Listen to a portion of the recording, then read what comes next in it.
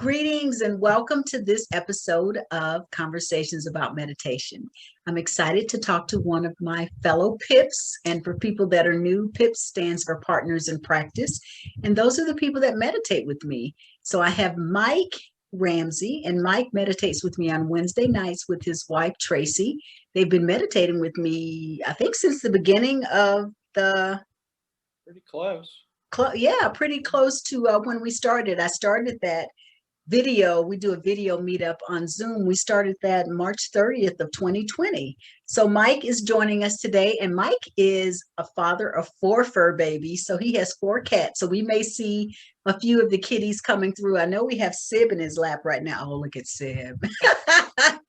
We have Sib, and then we also have several others that may pop in. So just know that they are part of our interview process as well. So welcome in, Mike. How are you today? I'm doing fantastic. I'm doing fantastic. Excellent. How about you? I'm so glad you're talking with me today because I get a chance to meditate with you on Wednesday nights, but I don't really get a chance to talk with you because we're kind of in and out.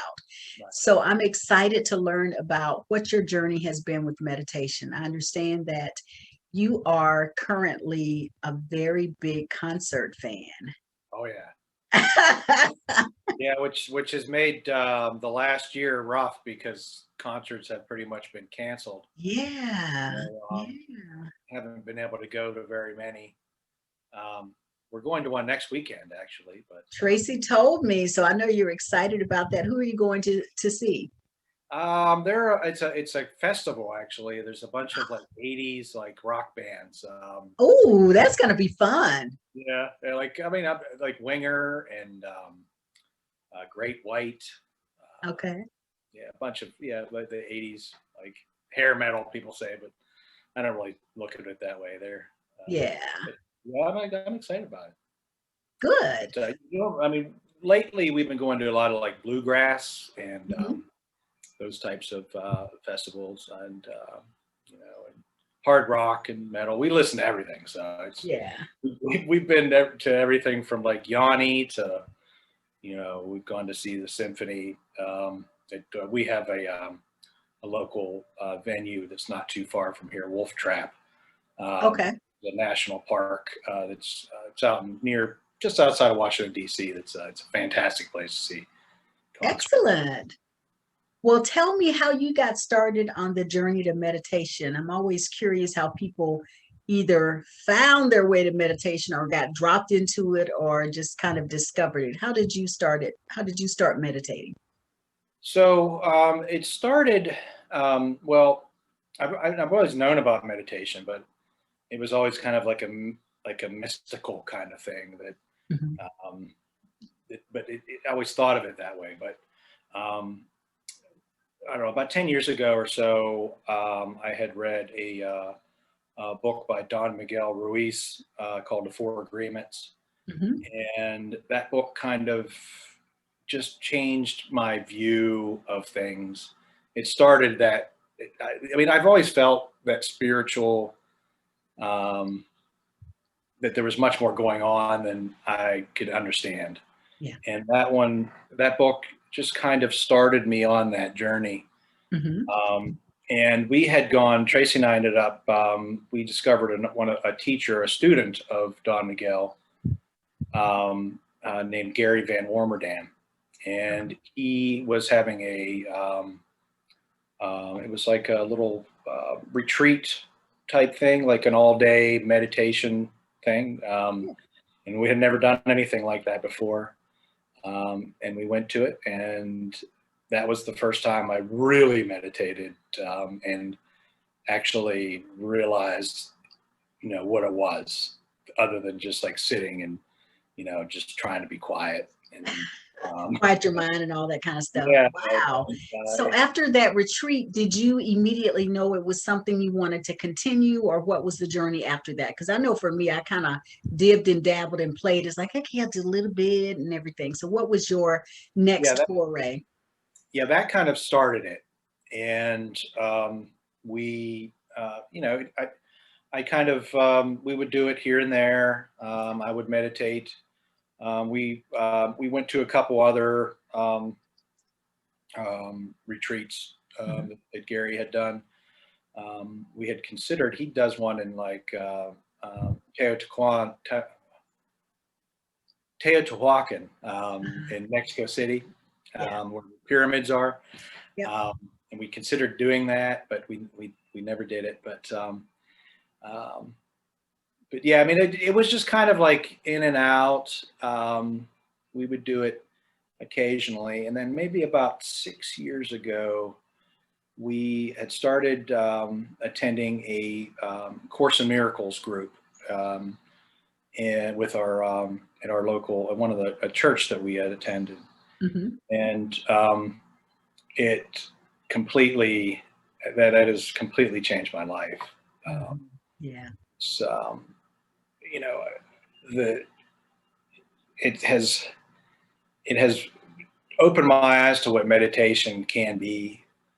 Um, as a practice, not just something you just do to calm down, Mhm. which it works Yeah. there. Uh, but like before that, I was, it was kind of like, I just to keep myself sane, with my, Yeah. busy work, busy everything going around all the time. Uh, Yeah. but now it's more of, it's a lot more spiritual for me now Mhm. um, than just that. So what has been some of the surprising aspects of this practice for you? Because like you said, I think many people think of it as, oh, it's something to help me stay calm, right? But there's so many other angles and aspects to it. So what's been surprising for you about the practice? Um, the most surprising thing probably is, I mean, yeah, because it starts out as like a way to like, I've always dealt with like anxiety and things like that.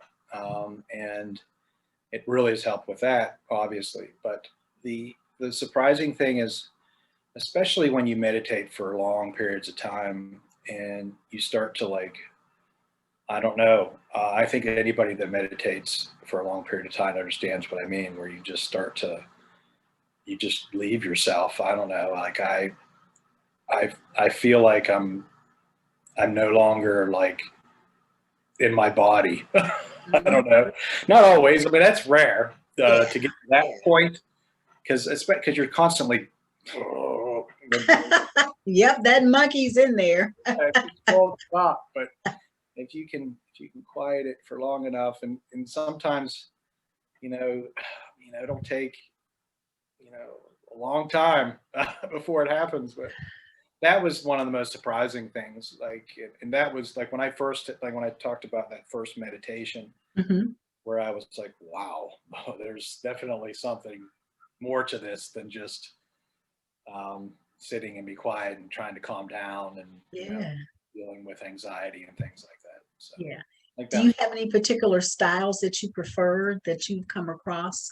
Um, I we've been well lately. We've been doing. Man, I don't even know. I'm terrible at like remembering but it's like it's a certain um, certain tones Mhm. that's played. I forget. It's like something hertz. I forget how many. What the? Oh, okay, yeah, like the binaural beats and the Yeah, different, yeah, exactly. okay, Yeah. That's yeah. been that's been really good lately. We've been doing that. Um, just meditating with other people, with our group. Like Mhm. it just feels so much more satisfying, I guess. Just feeling Mhm. it because it's crazy because we're not even together. We're we're just talking to each other, Yeah, but you feel that energy yes, from everyone there yeah, that is meditating with you, even though you're separated by a lot of, I mean, a big distance. I mean, you're a good distance away from us. I mean, but it's like yeah, really there is no real distance. It's all just exactly, and that is the power of it because it's powerful when we're doing our video meetups, and I also do the Insight Timer ones where Tracey joins. Tracey is his wife, for yeah, just as a point of reference. Tracey and Mike meditate together as a couple, but the energy that you feel even when I'm doing a live and I'm not in video with anyone and it's like 300 people, I can feel the difference than when I'm meditating with 20 people, you know, in my house. It just feels there's a different energy because energy, you know, Yeah. cuts through all of that, you know. So that's the powerful thing that I think continues to amaze me, you know, that you can feel that energy even though, you know, you're not with people. And it makes a difference, you know. There's a power in that energy of being with people. So if you were to tell someone about meditation and encourage them to start, what would you offer to them? I think that, you know, if you're thinking about meditation, um, don't um, don't be afraid of it. I know, like, especially when I had first started coming from like um, a Christian background, where you know, especially like the church that I had attended, where meditation isn't something that was ever talked about. You know, Mhm. there was always this push to keep meditation, you know, out of schools, and, you know, as it being a religion or something. But it's not that. To me, it's just it. Yeah, I don't think of it as religion. Just because certain religions do it more, it's kind of gotten pushed into that description, I guess. I don't know, Mhm. but just just do it. Just try it. You know, find a teacher like Barbara. That, I did not pay him. I promise. I yeah, promise I did not pay no, I mean it's him. but You know, it's I like to say we're just breathing, you yeah, know, it's like exactly, we're just exactly. Like, breathing. don't. It's not serious. Yeah. It's just not serious. You know, we're breathing and we're going to breathe anywhere. We might as well breathe together. Yeah, yeah, and like when you start doing it, you'll start to realize like that it really isn't that serious, you know, Yeah. and you know, but it can seriously help you. Yes, because you mentioned earlier that when we were chatting off camera, you mentioned that had a job change and then you moved into a new role. Has meditation helped you with that, or how has meditation helped you with those transitions? Yeah, I mean, I work. I'm in a pretty high stress environment in a contact center. I talk to, you know, for a large financial institution, and I talk to probably 100 people a day, and I work 10-hour shifts, so uh, Ooh, it's a long day, but it's become almost my job itself has become a practice because I'm talking to 100 people a day. I'm having an opportunity to connect with about 100 people a day, I and love that. You see how you said that? An opportunity to connect. Even yeah, just to me, having that approach to what you do is, I think, one of the benefits of having a practice like meditation, because you do look at it as an opportunity versus, "Oh, I gotta go to this job and talk to these doggone people." You know, and I have been there. I've been on both sides of that. I had to talk to these doggone people versus I have an opportunity to talk to about 100 people a day. yeah, Look at the power of that. And I know, because are you doing phone? Is it phone? I'm yeah, assuming it's phone. I've done yeah. phone support, and it is amazing how, like, when I call into a tech support line or even a customer service line, because maybe it's because I've been there, I do my best to be as kind as I can to the people on the phone, because I know you're talking to 100 people Yeah, yeah. or more, you know. It's like, and so it's like, listen, I hope this will be the easiest conversation you'll have today. Yeah. So let's go, you know. Right. No, no, that's the way it is. I mean, you do have challenging people you talk to, but that's rare. Most of the people I talk to are very, you know, I get into some just amazing conversations with people all over the world, and Yeah. it's just I'm absolutely blessed to have that opportunity, and I mean, I love my job. I mean, it's been challenging over the last year with COVID. Um, you know, just because of the demands and the volume. It's just been it's just nonstop. You know, Yeah. like Yeah. but but yeah, it's been great. Great. Do you ever take meditation breaks or just breath breaks to Oh yeah. just Yeah, oh yeah, that's set right. yourself? I didn't even answer the question. Yeah, yeah, meditation has been key to all of that because it has it keeps me grounded. Like I have notes all over my computer screen. Like just take a deep breath. Nice. Especially when you get when I get a challenging person, Yeah. I'll just let it out because I mean, there's only so much you can do. I just want to do whatever I can to help them. But yeah, meditation is there. Like Tracey and I meditate. We try to do it. We've been doing it almost every night. Usually, like it's crazy because we had talked about this before, but that my ego mind does not want me to meditate.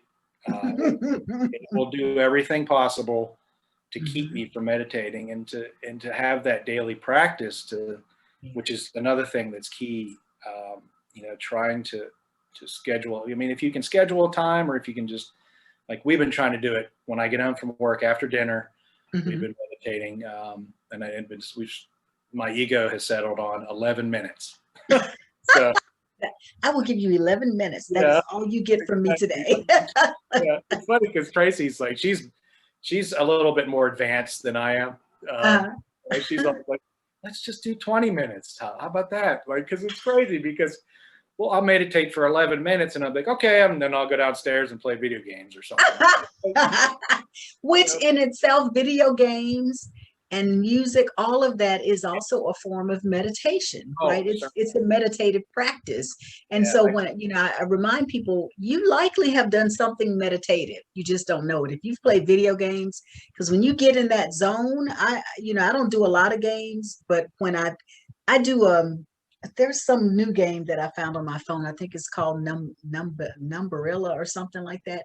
You get it gets you in that zone. You're in that space, and meditation is simply, I think it's Dr. Michael Bernard Beckwith that says meditation is paying undistracted attention to the present moment or something like that. And that's all it is.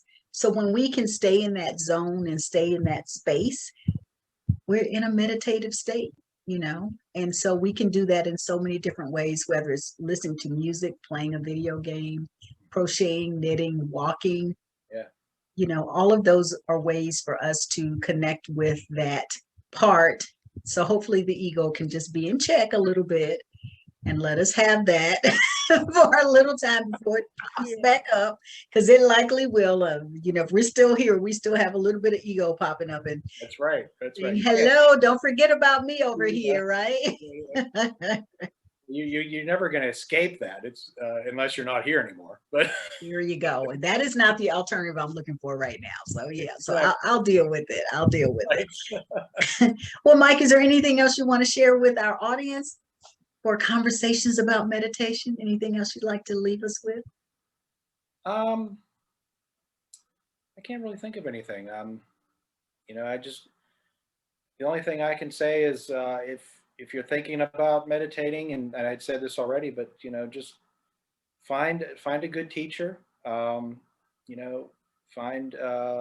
someone that is also doing it already that you can do it with. And don't be intimidated by it. It isn't that serious. Not that serious. One of my favorite lines. It's not that serious. Yeah. And that's it. The thing is, and you may have to try different people. Yeah. And we are living in a time where I can just go to YouTube, or I can I'm on an app called Insight Timer, which has thousands of people. So, I pop in and listen to different people. Sometimes I want a male voice. Sometimes I want a female voice. Sometimes I want music. Sometimes I don't want music. Sometimes I just sit outside in nature and just let nature be my backdrop. Yeah. So it's your choice. And it's a powerful practice and a powerful tool. So thank you so much for talking with me. We've been talking with so much Mike Ramsey. And I will see you hopefully next Wednesday night for our meditation practice. And I'll go ahead and tell the audience that's listening, we do a video meetup on Zoom on Wednesdays at 8 p.m. Eastern. We do a little chitting and chatting, and then we meditate about 20 to 30 minutes, and then we wind down, and that's what we do on Wednesdays. But you can always find me by Googling my name, Barbara Faison. I'm everywhere, but I currently host a daily online meditation practice on Facebook called A Slice of Silence, your daily online meditation practice. And I'm on the app Insight Timer. So you can find me and meditate with me in those places. I thank you so much for listening to us on our conversations about meditation. If you happen to be a person that meditates and you want to have a conversation with me, please feel free to reach out. You can reach me at barbarafaisonllc@gmail.com.